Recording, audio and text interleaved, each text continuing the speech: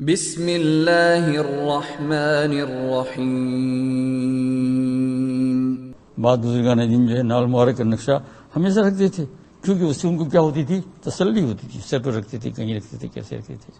ایک بزرگ کے سامنے بہت زمانہ ہوا، میں بیٹھا تھا تو میں نے ذکر کیا نال مبارک کا کہ اس کو رکھنے وغیرہ کے اندر، تو انہوں نے جیب میں ہاتھ ڈالا کہ دیکھو میرے جیب میں سکھا دیا۔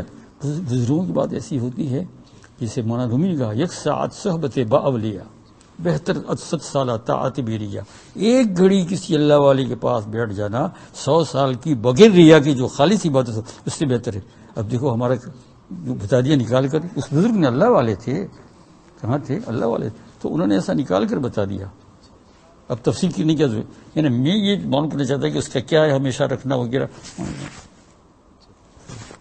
یوں پہلا کیا یوں کیا لکھا آپ نے۔